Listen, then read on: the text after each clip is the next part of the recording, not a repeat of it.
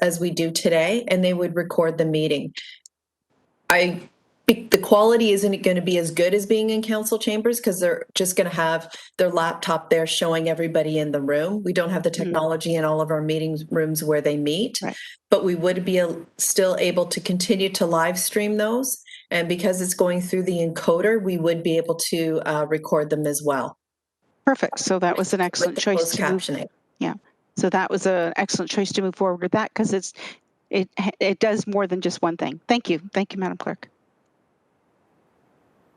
Thank you. If there are no further speakers or questioners, there are. I recognize Councillor Vanderbeek first and then Councillor Clark, and then I'll put myself on at the end. Thank you, Councillor Vanderbeek. Thank you, Madam Chair. I'm not sure that it applies to this report, so I'm happy to hold the question if need be, but we do have appendices here, A, B, C, and D, that deal with participation by citizen committee members. So my question about what will happen with the recording according to the poll results is the is really a logistical one, which is, will these advisory committee members, if these meetings are to be recorded, will they need to have a laptop? Or will there be a camera in council chambers or in the room where they're meeting that will take a broad picture of the meeting?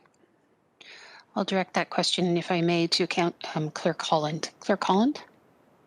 I'm going to ask Janet Pilon to comment on that. She's been working on the technology solution. Thank you. Through the chair, can you hear me? Yes, we can. Thank you, Janet. Good. Yeah, I've been having some problems with my computer today.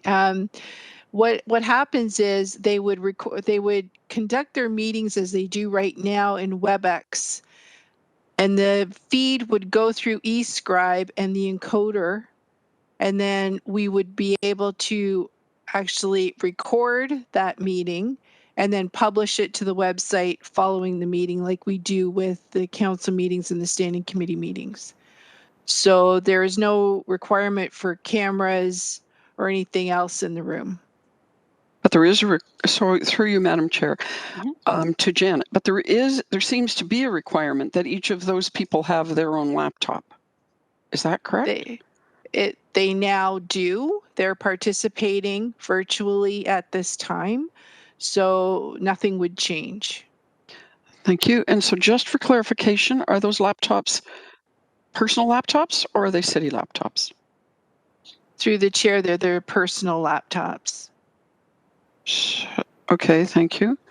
That brings up something else, but I would just like to go back to the poll results.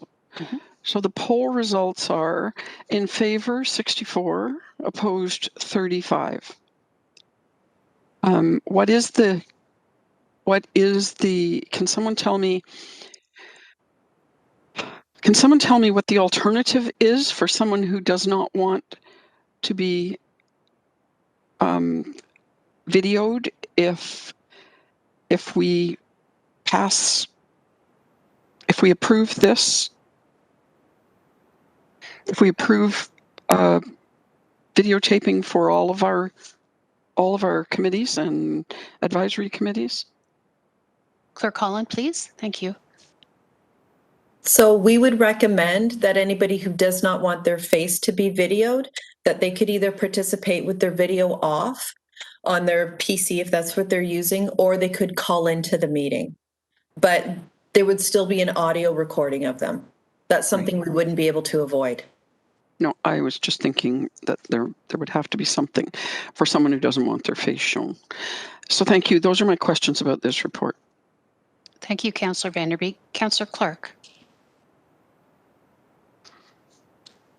Thank you, Madam Chair. So for the residents who are sitting on advisory committees who do not want to be recorded, is there a legal issue here if we record them and they're saying, no, I didn't wish to be recorded? Beg your pardon, Clerk Holland? That's a legal question. I'd like to ask Ron to comment on that. Okay, thank you very much.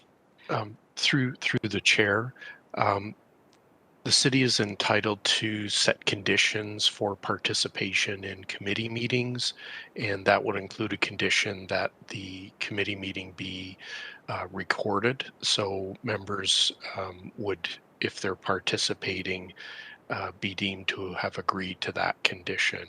And I suppose they could opt out by not participating in the meeting or not becoming a citizen member, but by the city setting the condition and the person participating, they'd be deemed to consent to that. Thank you for that supplementary, Madam Chair. And so this condition was not a condition for their involvement on the advisory committees before now. Now it would be a new condition. So do we set it up so that this is a condition for 2022 and beyond in terms of the next council? Or can we change the condition midstream, and what rights do the individuals who don't wish to be recorded? I guess if we changed it midstream, then they would either have to resign from the committee if they didn't want to be recorded, or take the clerk's advice and simply turn off their video. Those are the options? I saw Clerk Holland's hand up. Clerk Holland? Through the chair, yes, that would be their options. This is part of the logistical reason why we had recommended that it was something that we would be looking for the term of council that starts in 2022. But absolutely, we could send notification to all the current members if council and committee wish us to start recording the meetings. We can send notification to all of the members to let them know, and we would give them a few months. It was our intention that if you decided us to start doing this, we would send notification to all the current members to allow them to make a decision around whether they wish to continue and have their video off, continue with video on, or if they wish to resign from the committee. And the other alternative for the committee is to recommend that we make this condition or this change a condition of being on the committees in the new term of council. So yes, as far as the new term of council goes, yes, we would have made it, we would make it a condition. So that they would understand going in, this is how they will be all conducted. And if the committee were to go down that road, then we would be live streaming their meetings now for the rest of this term, and in the new term, we would begin the recording process, if that's what the committee decided, correct? If that's what the committee wishes to decide, that was staff's intention. But of course, it's up to committee to decide if they want us to change our course of action. Thank you. I appreciate your advice. Thank you. Any other second-time speakers? And if not, because Councillor Pearson is the vice chair of AFNA, I would ask her to assume the chair if I could ask a few questions. Yep, go ahead. Thanks. Clerk Holland, I just want to make sure I'm fully understanding the potential course of action. So you are looking for direction from this committee, and the direction could be twofold, if I understand it. You polled the advisory committee members. You had a response rate of almost 58%, which, as I understand in social science, is pretty darn good. 37% said yay, 20% said nay. So the direction you're looking for is to proceed and begin the work of enabling the recording of advisory committee meetings and to keep those recordings, or B, to do so in a new term of council, and as part of the condition for being an advisory committee member, it would stipulate that the recordings of the committees would occur. I'm not clear, though, if I'm correct so far, what I'm understanding, would even in that advance notice, would advisory committee members still have an ability to turn off their camera and be only audio? Could you just clarify that for me, please, through you, Chair? So absolutely. When we started live streaming all of our meetings, we know that all of the members may not have technology, depending on who they are and what sort of access they have technology. And within the report that we brought forward about a year ago, we had recommended that anybody who didn't have the technology, they could still continue by calling in. We found that to be acceptable. They're still able to participate in the discussion. I'm not aware of any members that are doing just a phone in. The ones that I've heard about, they've just done it when their Wi-Fi is dropped. But absolutely, anybody who doesn't want to be recorded, we were going to put in the process that they can just participate with the video off or with the phone if they didn't want to for the remainder of this council term. And then it was our intention that for the next council term, we were going to make it well known that you will be participating. It will be live streamed. It will be made public. We will be recording it, and we will be retaining those recordings. I see. Okay. Thank you for clarifying that for me. Yeah. So in the absence of any direction coming from this committee, what's your understanding of what you are to do then? Nothing? Even in advance of the next term? So through the chair, it was our intention when we're doing a review for the next term of council, this was going to be one of the things that we would be addressing and bringing forward for the next term of council for the citizen advisory committees, that they would be live streamed and recorded. In the absence of any direction today, that's the direction, that's the way we were going to be going for the next term of council. And we were going to stay status quo where the all of the citizen advisory committees would be remaining live streamed for now. Okay, without live stream. Without recording. Yeah, thank you. Okay. So I'm not sure what the will is. If I could assume the chair again. Yes, Councillor by all Pearson. means, go right ahead. Thank you for your assistance. I'm not sure what the will is of this committee, how you would like to proceed. I await your any advice you might have. Councillor Clark?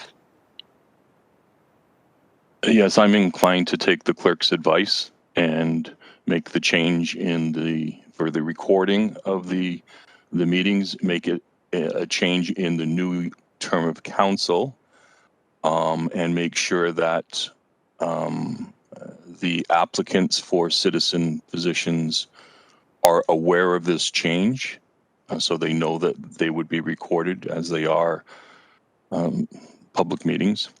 And given that the folks who have joined these committees, and there's 34% or 35% of their concern about being recorded, I'm a little bit reticent to change the conditions of membership to this committee unilaterally this year.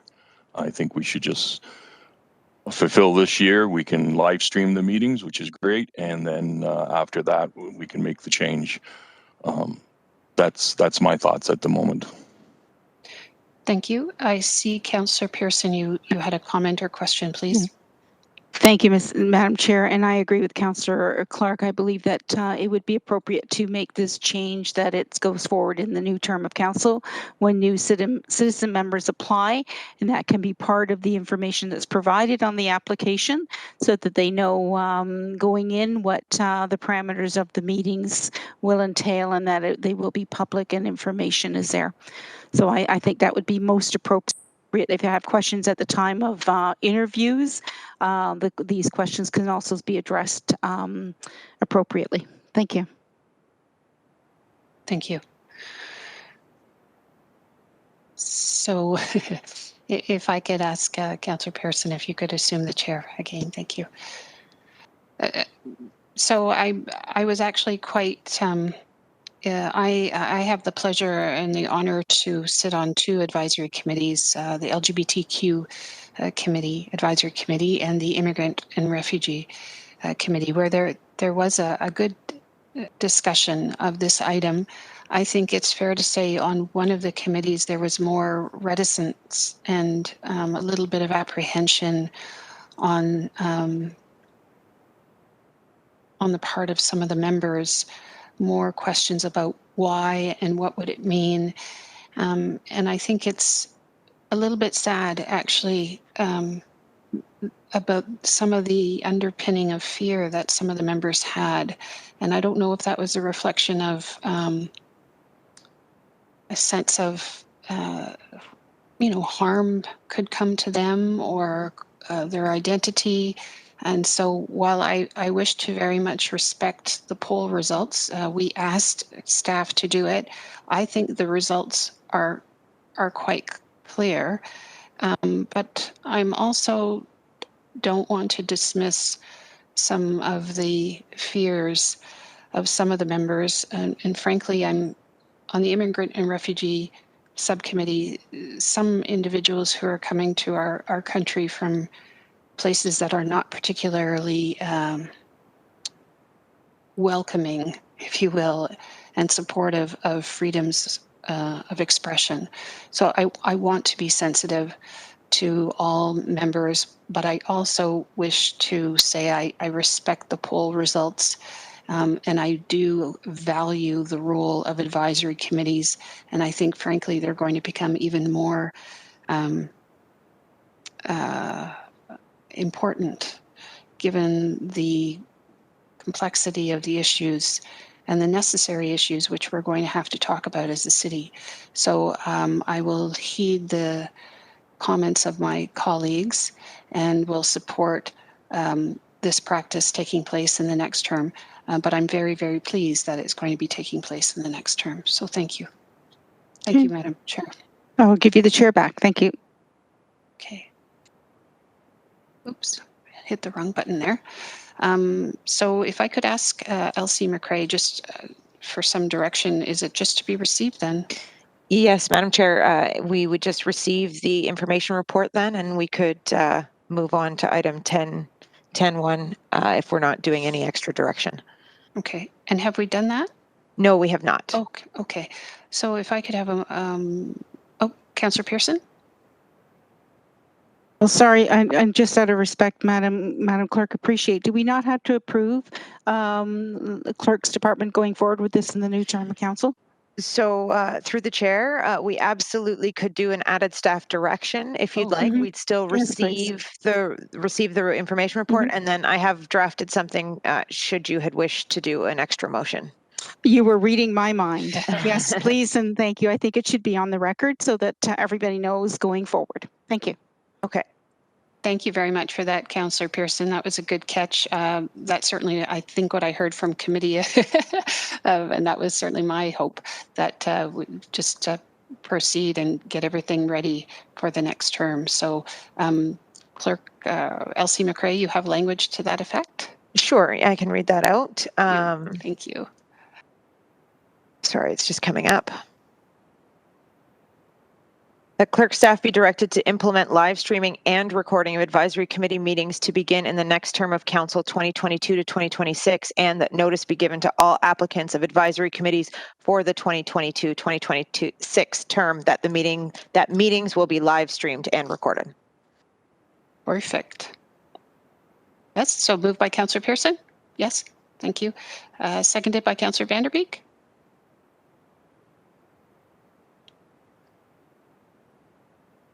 And I've opened the vote.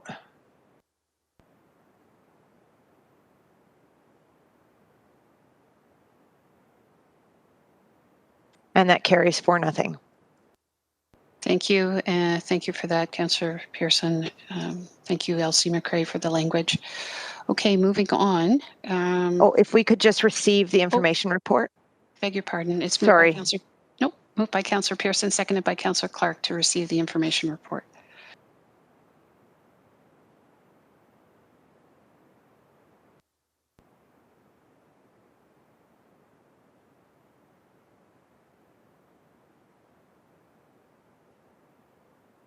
And that carries 4-0. On to discussion items 10.1, virtual participation of a member of council at council, standing committee, subcommittee, local board, and advisory committee meetings outside of an emergency. Let me get back to my screen here, beg your pardon. If I can have a mover and a seconder just to put the item on the floor, moved by Councillor Pearson, seconded by Councillor Clark. Any discussion on this item, please, members?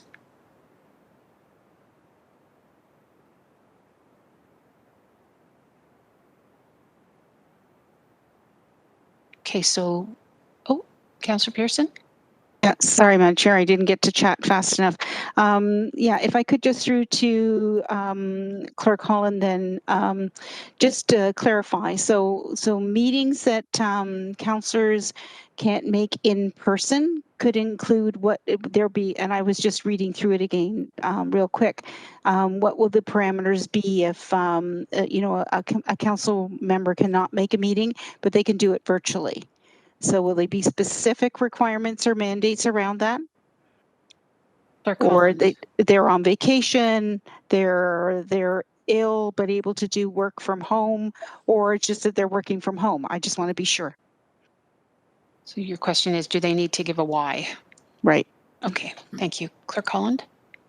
Through the chair, according to the changes to the Municipal Act, it's really up to, they allow for virtual participation or electronic participation. It's really up to committee and council to decide if they want to put parameters around it. At this time, we're not recommending any. Okay. When I did meet with each individual of each member of governance ahead of bringing forward this report, there was a lot of really good discussions around it. In the end, where a lot of the members of governance arrived to is, I think, having the added flexibility of how everybody is able to work within the new technology that we're able to utilize these days. It's really up to each member of council to decide whether they want to use it or not.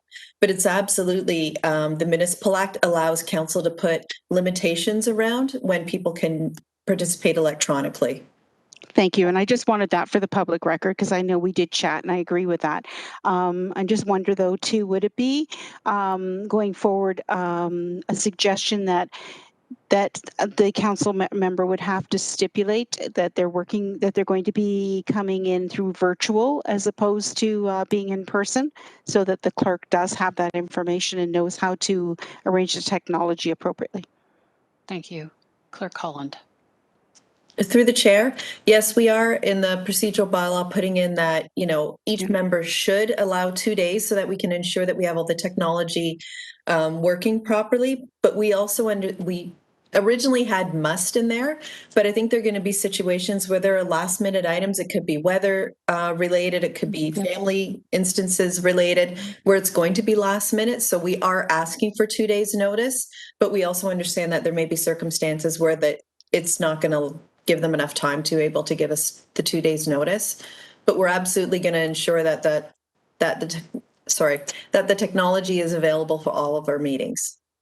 That's perfect. And I wanted to be sure of that going forward. And I'm pleased with the direction and all the safeguards that will be put in place. Thank you. Thank you. Councillor Clark, please. Thank you very much, Madam Chair. Just one quick question about item A in the recommendation. It's requesting 2 additional FTEs to support the provision of ongoing virtual participation of members of council. So maybe it's me, but I'm not seeing that there's going to be a lot of councillors that do virtual participation versus real in-person participation. And I'm trying to understand the workloads that these 2 individual FTEs would be undertaking. So would we be assessing this? Are they temporary positions? Are they permanent positions? And how do we assess the workload that these individuals would be taking on in the clerk's department? Clerk Holland, would you like to work through that for us, please? Thank you. Yes, through the chair. So we are hiring 2 people temporarily on a 2-year contract. We are referring this to budget committee to make them permanent positions. We anticipate that we will have some more data around that as we open up. We do anticipate, though, even though members of council may not participate electronically, we do expect delegations to continue to participate electronically. We expect also people to continue to submit videos. When we do that, we do still require 2 people to be in the council chambers. We have been able to accommodate this because our counter has been closed. We aren't doing wedding ceremonies at all right now. We do have a backlog of about 70 ceremonies that we need to sort of start doing once that gets up and running. So when it comes to supporting the technology in each meeting, that's what that person is going to be doing. It'll allow the legislative coordinator to get back to their core job of running and administering the meeting alone. The second person is going to be running all the technology, all the eScribe voting, the eScribe speakers list, the virtual delegations, making sure the WebEx is up and running. And then also what we're finding is with all the continued an increase in participation, these people will also be supporting the legislative coordinators with the other 60, with all 63 committees we have, helping with the appeal processes that are coming in, helping with the DC appeals that are coming up more often than they used to, and also helping with the notifications of the meetings. It'll also allow our legislative coordinators to expand more on the training side of eScribe. We do want to expand our use of eScribe. We do want to be able to start doing our minutes in the software, start doing our report management within the software. This is going to help in the long run with our software and are able to be, we will be able to be open and more transparent using this more of the eScribe software. And these 2 people are really going to help support the legislative coordinators to get all of that up and running. So they're going to be contract positions originally, and then it'll be a part of the budget deliberations to consider them as permanent positions in some point in the future. Is that yes what I heard? Yep.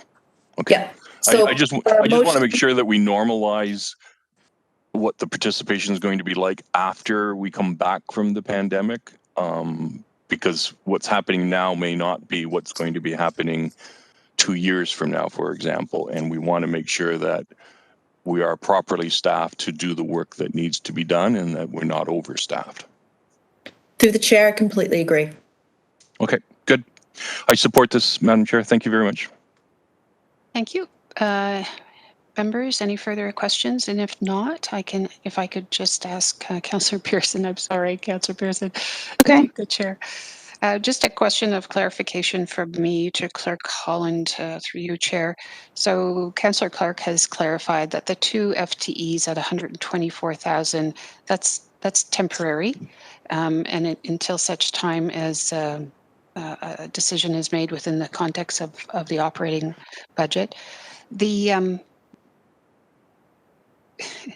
$30,000 for the screen rejig around the horseshoe, that is to enable the voting through the WebEx, as I understand it. The $30,000 for room 264, is that because of what is the relationship between that and the decision that we just made, this committee just made with respect to the advisory committees, not to do that immediately, but to do it in the next term of council? Is that 30,000 for the advisory committee only, or for this right now? Thank you. Through the chair. So the 30,000 that was approved earlier was to get closed captioning. So we had to buy an additional encoder in order to do that. And then also the fee for the company ISI who does the closed captioning through the encoder. So that was a previous decision that committee and council made. I'll let Janet speak to the technology in 264. I'm not as familiar in that, but this is to bring it up so that we can run hybrid meetings as well. But I'll let her explain it a little bit in more detail for you. Through the chair, the room 264 has not been outfitted for a hybrid meeting as the council chambers has been. So there's some technology needs to be Sorry, Janet, you are You're breaking up, Janet. Sorry, yes. Forgot I'm in the chair.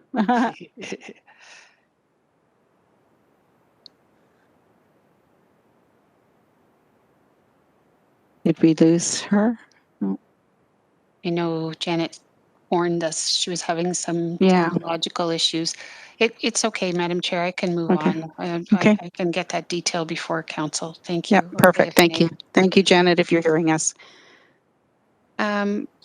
So I'm fine with the recommendation as set out. I personally think it's important for council and standing committees to convene around the horseshoe. However, I'm thinking about ways and means we could perhaps make sitting as an elected representative more accessible.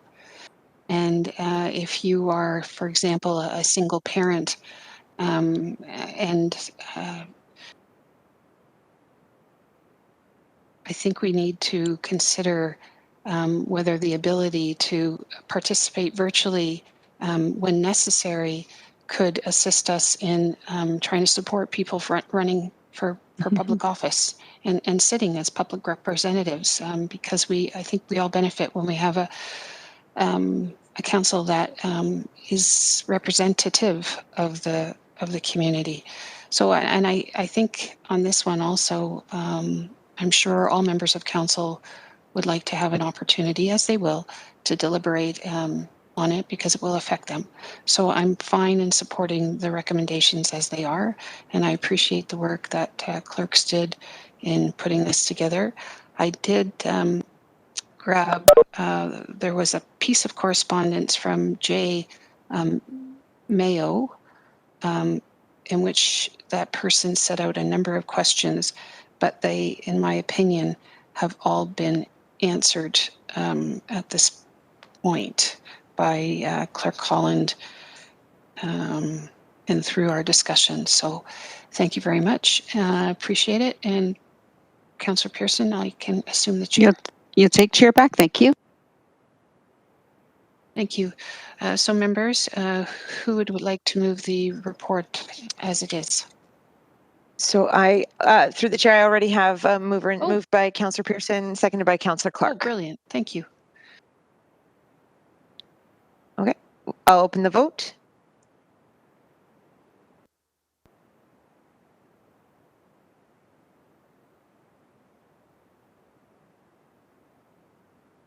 And that carries 4-0.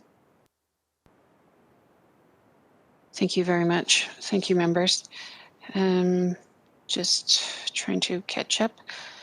That was carried. There's no motions. There's no notices of motions. Am I up to speed if we just go to general information? Through the chair, that's correct. Okay. Any discussion on the amendments to the outstanding business list? Councillor Pearson? I'll move the changes, Madam Chair. Moved by Councillor Pearson, seconded by myself to approve the amendments. Thank you.